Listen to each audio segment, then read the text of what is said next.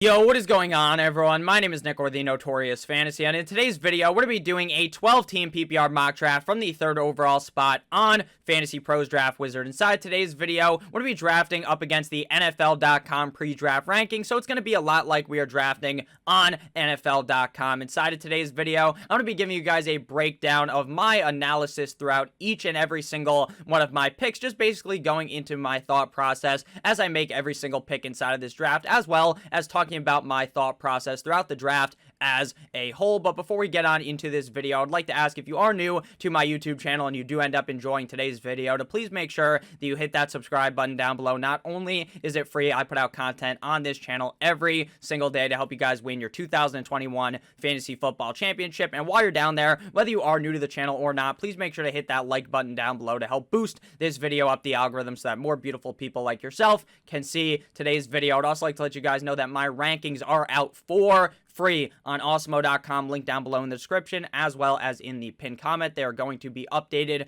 very, very soon. There's also going to be a cheat sheet on the website created that you guys can take to your draft using my rankings. You can also check out my articles on there for free on awesemo.com. Again, link in the description as well as in the pinned comment. So without further ado, let's get on into it. The roster positions for this draft are 1 quarterback, 2 running backs, 2 wide receivers, a tight end, flex, kicker, defense, and 6 bench spots. So without further ado, let's get on into this draft. Now, sitting at the number 3 overall spot is probably the most interesting spot out of the first 3 picks of the draft, because at number 1, basically every single time someone is going to go Christian McCaffrey. At number 2, I would say 95% of the time the person goes with Dalvin Cook. So at number 3 is basically a wide open spot where you can do anything. You can go Alvin Kamara, you can go Ezekiel Elliott, you can go Derrick Henry. Personally, I'm not looking to go wide receiver inside of those top 5, top 6-ish picks in the draft, because I feel as though right there is where you can get your true workhorse running back, where you basically just have to go running back because of the fact that the position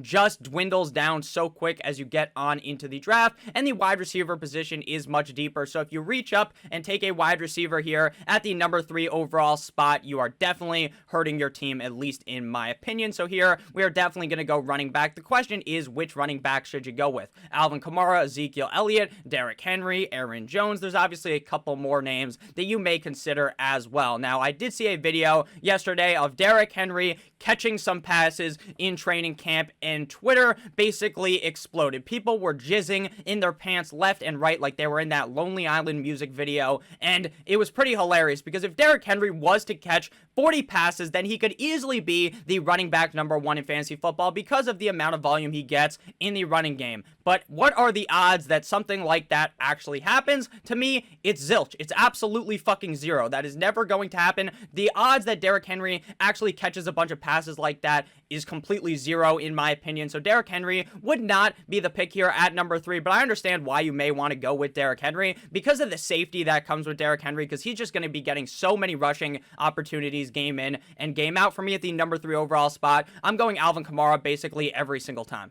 While Taysom Hill was the starter in the preseason game, it appeared that Jameis Winston was the much better quarterback. I believe Jameis Winston is going to be the starting quarterback of the New Orleans Saints, and if that is the case, which it should be, Alvin Kamara has the potential to be the number 1 overall running back in fantasy football, while Jameis Winston isn't necessarily some dump-off machine, with Michael Thomas likely not being there for at least the first month of the season, maybe even the first couple of months of the season. Alvin Kamara is going to be heavily involved inside of this offense, and I believe that Alvin Kamara, with the amount of pass catching opportunity he could receive in New Orleans, I believe he could be the number 1 overall running back in fantasy football. So I'm excited to get him at the number 3 overall spot. After we went with Alvin Kamara came Derrick Henry, 9-inch Nicholas Chubb, Ezekiel Elliott, Aaron Jones, Austin Eckler, Saquon Barkley, Travis Kelce, and Jonathan Taylor, and Devontae Adams to close out the first round. Something to point out from the first round is that it was very running back heavy. Now, I would say typically in most 12-team PPR mock drafts, there's going to be 2 to 4 non-running backs go inside of the first round. And most of the time, it's closer to that 4 number. So very interesting that only 1 wide receiver and 1 tight end went inside the first round. Typically, it's only just 1 tight end, but sometimes you could see 3 wide receivers going inside the first round. This time, only 1 wide receiver and 1 tight end. When it comes to Travis Kelce, he's a guy that I'm going to be drafting at the end of the first round in a lot of drafts because I believe that he gives you that very strong positional advantage at the tight end position because it's very hard to find a tight end that week in and week out is going to be putting up monster numbers. And you get that advantage over your opponents because every single week you have that locked and loaded safe tight end that they may not end up having week in and week out. That's why I like drafting Travis Kelce. Do you have to draft him inside the first round if you're at the end of the first round? Definitely not, but he is likely going to go at the end of the first round or the early second round in basically every single draft. 9-inch Nicholas Chubb going at the 105, to me, that is a very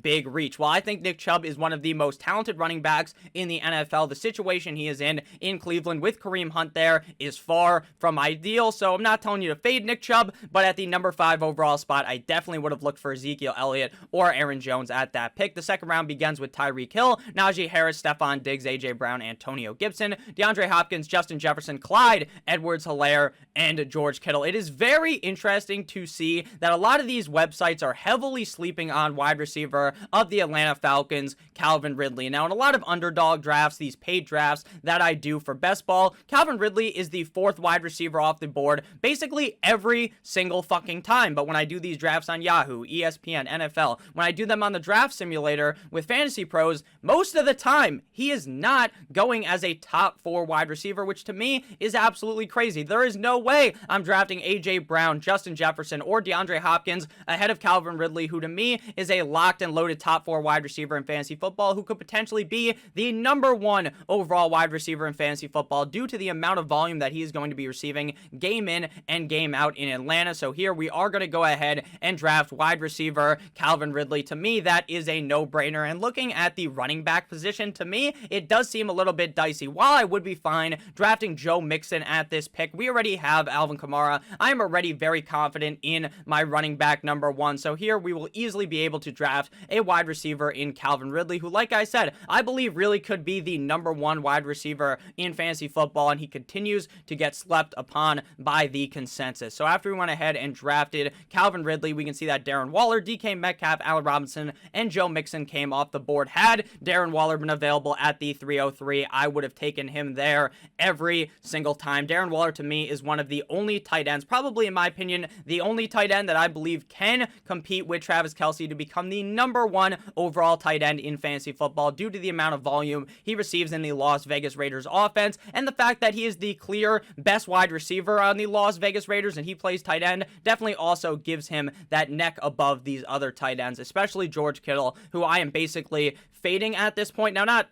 a complete fade, right? If you fell to me in like the 4th round, that would think about taking George Kittle, but in the 2nd, in the 3rd round, I just don't think he's in that sphere of Darren Waller and Travis Kelce, even though he is technically clumped into the big 3 at the tight end position. So we're back up on the board here. Alvin Kamara and Calvin Ridley already on our team. TJ Hawkinson is a tight end that I really like, but to me it is a reach to take a tight end inside of the 3rd round in TJ Hawkinson, who would probably be available potentially inside of the 5th round of the draft. Pat Mahomes, Josh Allen, all the quarterbacks, all still available. My opinion on the quarterback position is that if I don't get one of these top 5 guys, then I just wait a lot longer and draft one of these guys at the quarterback position inside of the tier 3 on the website. The reason why I do that is because I think any of these quarterbacks could finish. Any of these guys, Pat Mahomes, Josh Allen, Kyler Murray, Lamar Jackson, Dak Prescott, could be the number 1 quarterback in fantasy football. So I'll happily take them in the 5th, the 6th round. But if they don't fall there, right? Because in a lot of drafts, people start taking the quarterbacks a little bit earlier, then I just go ahead and wait. I don't really want to be stuck with one of these middling quarterbacks. Well, I think Herbert could easily finish inside of the top 5. I would much rather just wait in those middle rounds and try to build up the depth at my running back and wide receiver position. So looking here at the board, we're definitely either going running back or wide receiver. DeAndre Swift, Chris Carson, David Montgomery, J.K. Dobbins, Miles Sanders, Darrell Henderson, all available at running back. Wide receiver, Keenan Allen, Terry McLaurin, CeeDee Lamb, Robert Woods, Amari Cooper, Chris Godwin. Now, I feel as though by the time we are back up in 19 picks, a lot of these running backs are going to be gone. And while I am not going to stand here and tell you that I'm in love with drafting DeAndre Swift, because I'm not, I do really like drafting Chris Carson at this pick for the Seattle Seahawks. I believe this team is going to be ultra run heavy in 2021. I think a lot of people are sleeping on the fact that Pete Carroll continues to say that he wants to run the football more. I really believe in Chris Carson as a very solid running back who does have pass catching upside. I think a lot of people are sleeping on him, and there's probably no way that he is going to be available back half of the 4th round. Now, I know you may consider that somewhat of a reach, and if you wanted to go Keenan Allen, Terry McLaurin, CeeDee Lamb, Robert Woods, I would understand. But right now, at running back, there really is a dead zone. I like Myles Gaskin, and I believe that he is going to break free, be soaring, be flying like he's Zac Efron in High School Musical, away from this type of committee that they're talking about. But it makes me nervous to pull the trigger in the 4th or the 5th round. So after a couple of these guys, there is definitely a dead zone at the running back position. So I'm going to go ahead here and take Chris Carson. Some might say that is a little bit of a reach, but I believe he has top 12 potential, so I'm excited to get him inside of the 3rd round. So after we went ahead and drafted Mr. Chris Carson, we can see that DeAndre Swift came off the board, followed by J.K. Dobbins, Terry McLaurin, Julio Jones, David Montgomery, Keenan Allen, CeeDee Lamb, Miles Sanders, Travis Etienne, Mike Davis, Mike Evans, Kareem Hunt, Robert Woods, Chris Godwin, Patty Mahomes, Josh Allen, Amari Cooper, and Deontay Johnson. Travis Etienne is going to be a guy that is severely overdrafted in 2021. I've been talking about this for a while, how I really believe that it is going to be difficult for Travis Etienne to break away from these other running backs on this team. I believed that James Robinson was going to be the lead back, that Travis Etienne will be involved, but he is going to be cucked in a way by James Robinson, and he's still going in the 4th, the 5th round in a majority of these drafts. The 3rd round is very high, but in general, the 4th, the 5th round to me is way too high of a price to pay for a running back that was getting demolished by Carlos Hyde, and Carlos Hyde didn't even look bad in that Jaguars game, which should make you a little bit even more worried for Travis Etienne. Will he be involved in this offense? 100%, but at the price you have to pay in the 4th or the 5th round, to me, that is way too high of a price to be paying for a running back that may only be in on 3rd down scenarios or may get screwed out of 3rd down scenarios by Carlos Hyde and is kind of only in there to spell James Robinson when he's tired. And in that scenario, Travis Etienne is a certified bust. And I've kind of been talking about this for a while, and these preseason game, or the first preseason game we saw, really solidified that argument. So if you guys have ended up enjoying through the first 3 rounds of this mock draft, please make sure that you hit that subscribe button down below. If you are new, make sure to hit that like button as well. Josh Allen and Patrick Mahomes going inside the 4th round happens all of the time. Typically, once Mahomes comes off the board, then people start to panic at the quarterback position. We will probably see a couple more quarterbacks go in the 5th and the 6th round, all of those big 5. So looking at the board right now, Darrell Henderson, Josh Jacobs, Miles Sanders, and Myles Gaskin and Chase Edmonds at running back. So we have kind of hit that dead zone besides Darrell Henderson, and I do still like Myles Gaskin, but in the 4th round, there's definitely more risk. I think Malcolm Brown sucks, and he won't be very involved because Gaskin will eventually surpass him, but maybe at the beginning of the season, Gaskin struggles, and that would suck. Whereas in the Jacksonville Jaguars situation, Etienne isn't solidified in this offense like Gaskin is, and Carlos Hyde doesn't look anywhere near as bad as Malcolm Brown looked, so that's kind of how I feel on that situation. So looking at the board here, we are probably going to end up going with a wide receiver unless we want to go with Darrell Henderson. Looking at wide receivers, Cooper Kupp, DJ Moore, Tyler Lockett, Adam Thielen, Higgins, Brandon Ayuk, Kenny Golladay. So I do like these wide receivers that are available. The running backs after Darrell Henderson, it does get a little bit dicey, but I will go ahead here and draft a wide receiver, and we're going to go ahead and get Cooper Kupp, wide receiver of the LA Rams. As you guys may know if you follow my channel, I am a big proponent of the Robert Woods train. I am the fucking conductor of the Robert Woods train, all aboard. But I also believe that Cooper Kupp can have an excellent season in 2021. I believe Matthew Stafford takes this offense to the next level, so I am very excited to get Robert Woods as my wide receiver number 2 on my team. So after we went ahead and drafted Mr. Cooper Kupp, Brandon Ayuk came off the board, followed by Kyler Murray, Josh Jacobs, and Chase Claypool. Now, Josh Jacobs is a running back that goes on ESPN, NFL, Yahoo in that 3rd to 5th round range. I've seen him go in such a variety of spots. Sometimes you see him go in the 3rd round, which is crazy. The 4th round, crazy. In the 5th round, I kind of start to understand it. But on Underdog, on these best ball websites, he falls into like the 6th, the 7th round in some drafts that I've done. And at that point, I'm willing to pay the price because I understand the amount of risk that comes with Josh Jacobs because they bring in Kenyon Drake, because the offensive line is not as good as last season. But in like the 6th, the 7th round, where all these other shitty running backs are coming off the board, Josh Jacobs is definitely worth the pick. But in the 5th round, I would 1,000,000% of the time draft Darrell Henderson over him. And with Darrell Henderson falling my way here, after this, it does continue to get more dicey at running back. So I'm going to get Darrell Henderson here and then probably hammer up on some wide receivers unless TJ Hawkinson falls to us inside of the 6th round, which is definitely possible. Darrell Henderson, also a part of the choo-choo train in LA with the Rams, that I really believe this is going to be a dangerous team in 2021, scoring a shit ton of points. And later on in the game, when they're up by 1 billion because the defense is strong, the offense is bending these defenses over and fucking them sideways, I believe that Darrell Henderson has the upside to be a top 12 running back without Cam Akers there. Could they bring in another running back and it completely screw over Darrell Henderson? 100%, but we are getting closer and closer and closer to NFL kickoff, and there are no signs from Sean McVay or anyone in the Rams organization that that is going to be happening. So I will go ahead and believe that Darrell Henderson is going to be the main guy there in LA with Jake Funk and Xavier Jones behind him. So after we went ahead and drafted Mr. Darrell Henderson, we see Lamar Jackson come off the board, followed by Dak Prescott, Myles Gaskin, Adam Thielen, Tyler Lockett, Marky Mock Andrews, Zach Moss, DJ Moore, Javonte Williams, Justin Herbert, the pervert, Kyle Pitts, Chase Edmonds, Michael Carter, Dallas Goedert, Leonard Fournette, Devontae Smith, Michael Pittman, and Odell Beckham Jr. Please do not draft Zach Moss inside the 5th round. I see him going this high whenever we draft on Fantasy Pros all the time. I don't understand why that happens. Zach Moss is a good running back. He should be the lead back for Buffalo, but if you're paying anything over like a 9th round price tag, like from the 9th round, 10, 11, 12th round, that's the kind of range I'm looking to get him. Inside the 5th round is just fucking ludicrous. So we are back up on the board here, and TJ Hawkinson did end up falling our way inside of the 6th round, so he probably would be the pick here, and I would tell you to pick him here, but I feel like it is just so unrealistic that the other tight ends who went ahead of TJ Hawkinson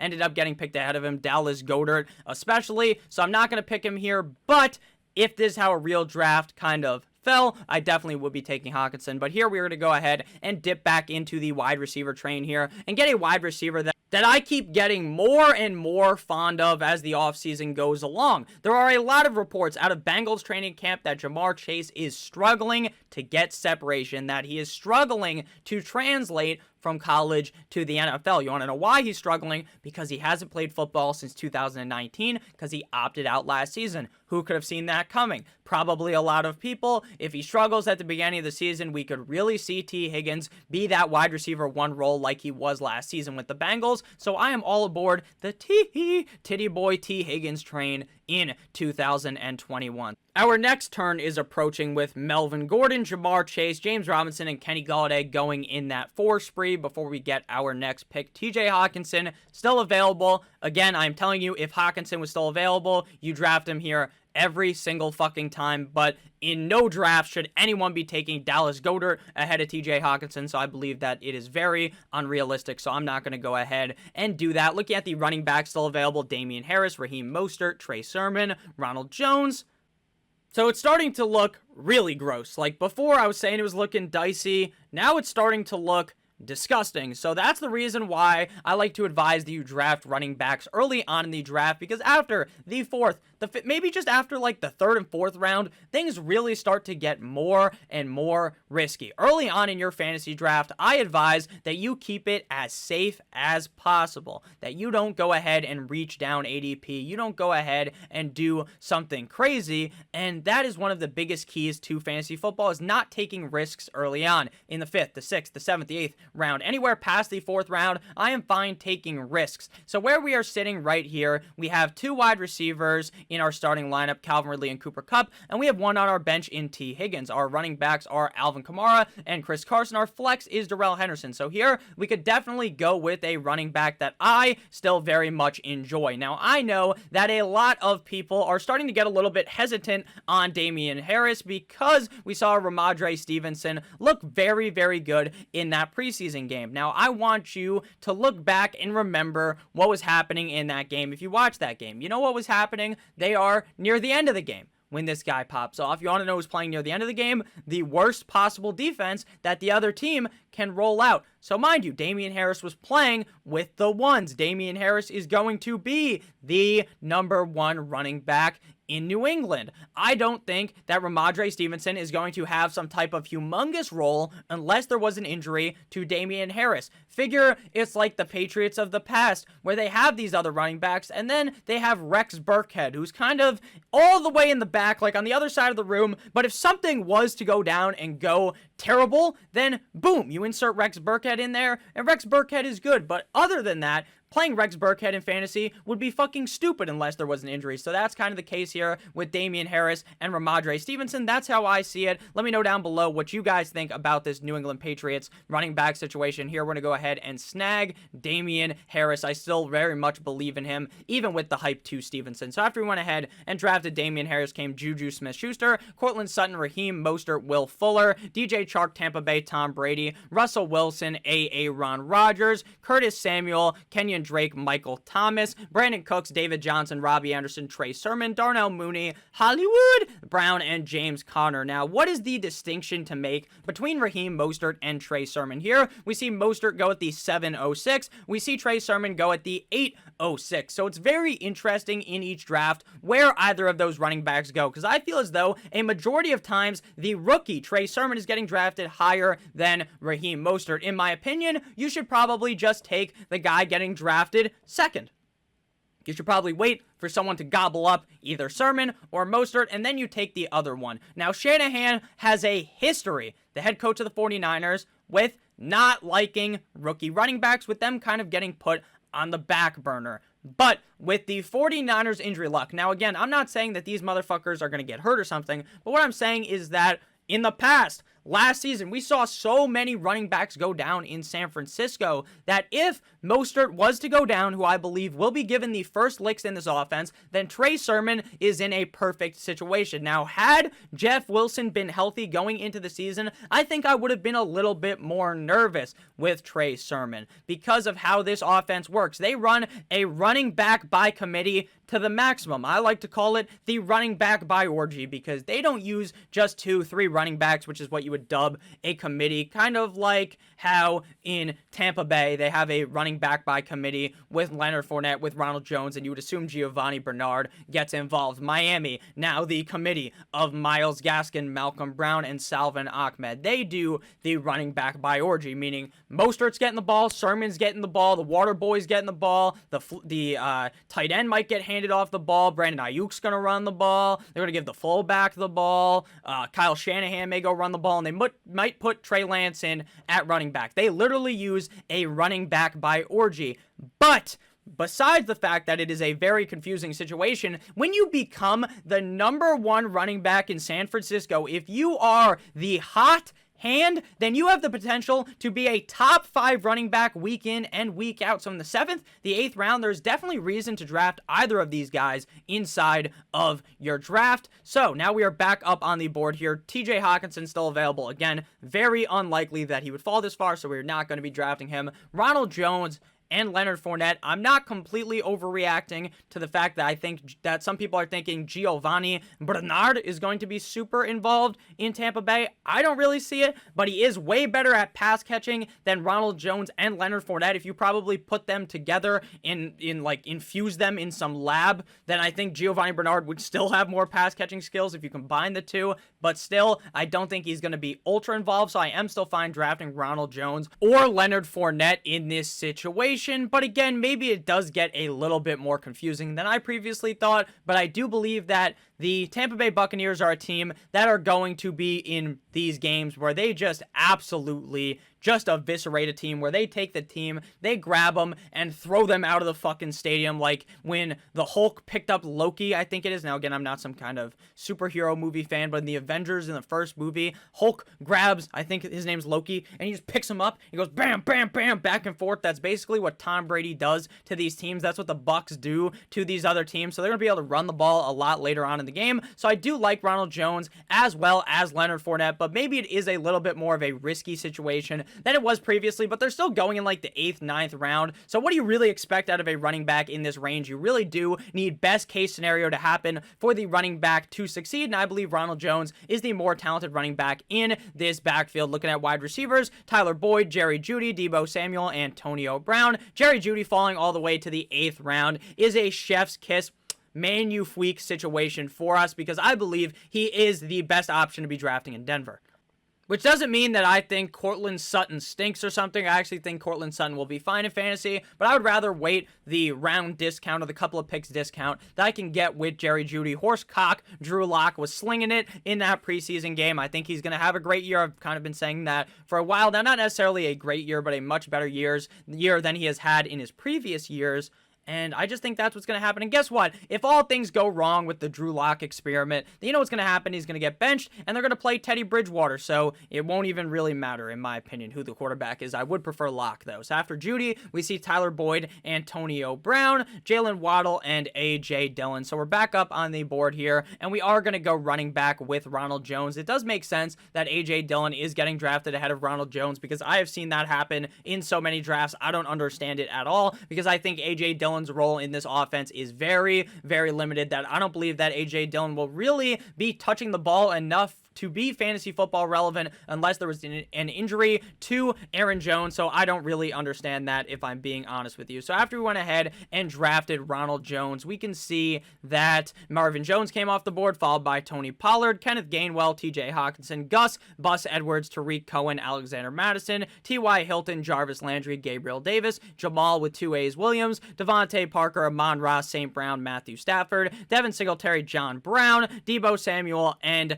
Naheem Hines. So we're back up on the board here, and we are likely going to go quarterback and tight end at the turn. Right now, with the team that we have constructed, we could go to look to build a stack. Oh, Matthew Stafford is not available, so I was going to say with Stafford and with Cooper Kupp, you could wait a while and get Matt Ryan and match him with Calvin Ridley, but in a normal draft, a normal redraft draft, I don't believe that you need to necessarily look for a stack, so you want to just draft the best quarterback available. Now, right here, you have to make a decision. Do you want to be safer, or are you looking to take a risk? Because I believe Jalen Hurts has actual top 5 potential, but I don't believe that we have seen enough out of Jalen Hurts to be confident in drafting him here inside of the 10th round. Now, it depends how much of a risk taker you are, because if you're willing to take a risk, you're willing to take a shot here, I think Jalen Hurts is worth this 10th round pick, but it may be a certified flop. So it really depends how risky you want to be. So we're going to go with Jalen Hurts here. We are going to take the risk. Typically,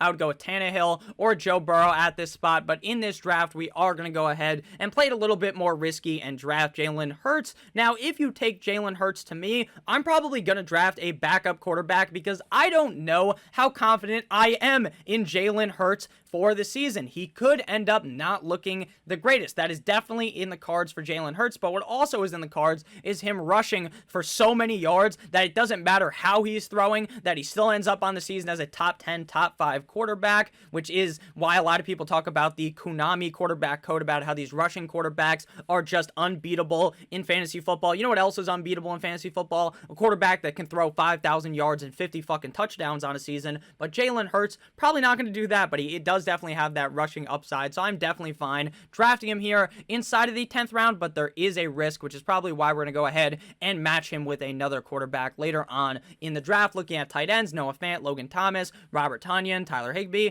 nothing too special there that I really want to be attacking, so we're going to continue to wait and draft some more running backs or some more wide receivers. Now, right now, through the first 10 picks of our draft, we are now in the 11th round. We have running back Alvin Kamara, Chris Carson, Darrell Henderson, Damien Harris, and Ronald Jones. That's 1, 2, 3, 4, 5 running backs, and we have Calvin Ridley, Cooper Kupp, T. Higgins, and Jerry Jeudy. So we have 5 running backs, 4 wide receivers, 1 quarterback, no tight end. The rule of thumb for fantasy football that I've talked about ad nauseum on my channel is draft more running backs than wide receivers. It is very easy on a weekly basis to go on the waiver wire, take your phone out or your computer, I guess, go on the waiver wire, scroll through there, and find a wide receiver that you can just shoot into your lineup. But at running back, that is very, very hard, so that's why I like to hammer down on the running back position. But right here, we are in full-on handcuff mode. Philip Lindsay looks to actually be the lead back in Houston, which is very, very interesting. News just came out, though, that apparently Deshaun Watson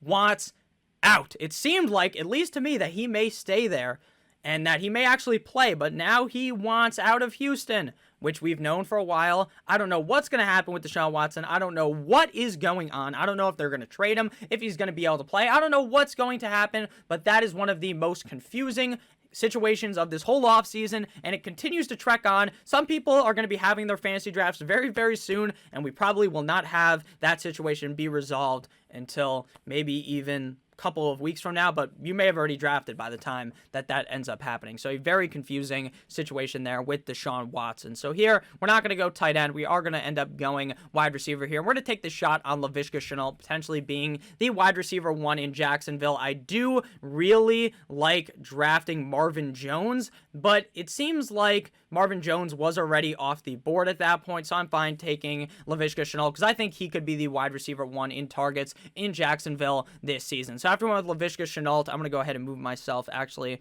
onto the left of the screen. You won't be able to see my team as well, but you can see the board better, which I think is probably a little bit more important, at least in my opinion. So we can see Laviska Shenault. After that was Sterling Shepard, Jalen Reagor, Perry Campbell, Giovanni Bernard, Trevor Lawrence, Tevin Coleman, Sony Michel, Terrence Marshall, Rashad Penny, Noah Fant, Deshaun Watson, Ryan Tannehill, Matt Ryan, Mike Williams, Janu Smith, Robert Tonyan, Rob Gronkowski, and Samaje P. Ryan. So now we're going to definitely have to go tight end at this spot. And with what's been left to us, I like Logan Thomas the most. Now, when it comes to Logan Thomas and Robert Tonyan specifically, I believe that there is a good shot that these guys are one-year wonders. The one-hit wonders like fucking Rebecca Black when she dropped Friday type of deal in the NFL at the tight end position. But there's also a chance that they played so good last year that they just continue on that good track, that he is still one of the best targets on Washington. He still is, so he could still be very involved. Will it happen?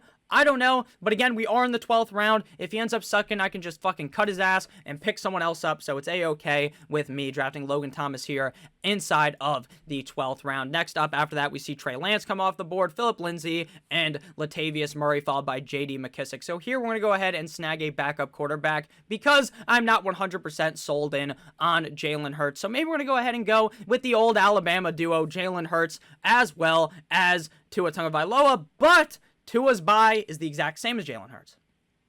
So you can't do that. Now, when I'm drafting my running backs, my wide receivers, I don't look at the bye at all. It doesn't affect me in the slightest because by the time that you guys are in week 6, 7, 8, 9, when some of these byes are, those guys that are on your bench may not even be on your team. They may have sucked. You may have cut them. You may have traded players. So don't look at the buys there. But at quarterback and tight end, those are guys that you need to play basically once. Those are your guys that you're playing once, the guys on your bench. That tight end, he's getting in once. If you draft like Darren Waller or something and you draft another tight end, that guy's literally only playing when he has a bye. My backup quarterback, now with Jalen Hurts and Tua, if I was to draft them, it may be a little bit different, but on that bye week, I can't play either of them, and then I have to cut one of them, so we're definitely not looking to do that, especially since while I like Tua Tagovailoa, I don't necessarily think he's like some type of must-draft, out-of-worldly quarterback, even though I think he does have top 12 potential in Miami, but there's no way in all hell I'm drafting two quarterbacks with the same bye. So we're going to go ahead and draft Mr. You Like That Kirk Cousins, quarterback of the Minnesota Vikings. While he is probably not the flashiest quarterback in the NFL, while he doesn't really do anything super cool, while he is just nothing special, right? Just nothing about Kirk Cousins' game makes you excited, but he is solid. He's still a fine quarterback. They do still throw the ball a decent amount in Minnesota, so I'm fine having him as my backup quarterback. So clicking on the draft board here, after we went ahead and got Mr. You Like That Kirk Cousins, James White came off the board, followed by Chuba Hubbard, DJ Dallas, Mark Ingram, Salvin Ahmed, Damian Williams, Travion Williams, Todd Gurley, Giovanni Ricci, Young Ho Koo, Rodrigo Blankenship, my old bitch lame, but my Young Ho Koo, a bunch of defenses, a bunch of kickers. Here we're going to go ahead and draft a defense and a kicker, but if it actually lets us do it, I would advise if you're drafting right now to not draft a defensive or a kicker, to wait until like the day before the NFL kickoff, then add your defense and kicker because we are in preseason. We are in training camp. Injuries happen all the time. So if you have that upside running back on your bench and something happens ahead of them, then you just have a starter now on your team. So I think that is a very, very solid strategy. So here we are going to go ahead and go with Corey Davis because with the injury to Elijah Moore, who I think should be good very soon, so we might actually lean Elijah Moore. Let's click on him real quick. Yeah, it appears that Elijah Moore was ruled out of practice for this whole week, but he will make an attempt to return next week. If he returns, he appears to be the best wide receiver in Jets camp based upon all the reports I have seen, which shouldn't be surprising because of how guys like A.J. Brown tout this guy, how elite he is. So I'm going to go ahead and take him, and then we're going to go ahead and draft a running back here later on in the draft. I think Boston Scott would be the technical handcuff for Miles Sanders, but Jerick McKinnon's getting some buzz out of Kansas City Chiefs camp. Maybe there's a reason why they added Le'Veon Bell last year. Now again, that doesn't mean to fade fucking, I sounded like a Minecraft villager. That doesn't mean that you need to fade Clyde Edwards-Helaire. I'm just saying, maybe he's there for a reason. Again, it's probably the guy we're going to end up cutting for our defense or our kicker, but it is still something to note. So our team, we got an A+. Very nice. Great success of a draft. Again, if you get a 42 on your screen right here, it doesn't matter at all. The grade that you get has nothing to do with how you are going to finish on the season. Our team, to recap: quarterback Jalen Hurts, running backs Alvin Kamara and Chris Carson. Our wide receivers are Calvin Ridley and Cooper Kupp. Our tight end is Logan Thomas. Our flex is Darrell Henderson. Kicker and defense, we do not have. Our bench is comprised of Titty Boy, Higgins, Damien Harris, Jerry Jeudy, Ronald Jones II, Laviska Shenault, Kirk Cousins, Elijah Moore, and Jerick McKinnon. So thank you guys all so much for watching. I hope you have a great rest of your guys' day. As always, bye-bye. Make sure to hit that subscribe button too. Wink, wink. We're almost at 15,000 subscribers, baby. I love you guys all. Stay safe. Video in a couple hours. Goodbye.